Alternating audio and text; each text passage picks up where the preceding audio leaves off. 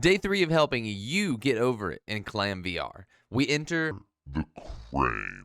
my worst enemy, but a reputable foe because once you are able to beat the crane, you will have the skills necessary to beat the rest of the game. The best way up is using as many of the integrated objects as possible before using the poles as your guide. Hopping up to the jar of green beans, I poke my way up until the pallet, and then work my way up the actual crane poles. Going up the crane poles is a spot where I've seen two types of approaches.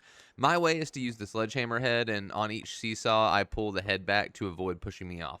Other folks use the hilt to avoid the head pushing you off, but I felt like the friction of the hilt was just not ideal when going up the angled poles.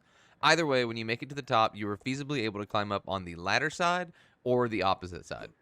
The opposite side is the one I would go with, as messing up isn't typically a complete reset, because the other side you can push yourself off and then you're flying back down to the beginning, if not just the lighthouse.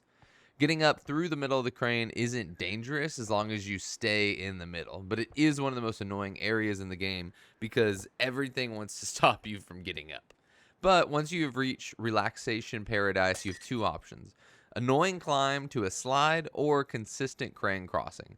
This may be the first and only time I lean towards the less consistent climb. The path going slowly down and around has fairly scary gaps in it and just isn't as fun. The climb up is the only time that I really used hilt hopping to get up top because I was able to avoid pushing myself horizontally when I fell, and I fell less often.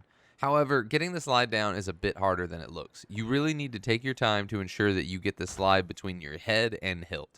Otherwise, you will fall. That journey done, avoid the actual aluminum slide because it is a lie, and instead head around the left and pogo your way onto the UFO.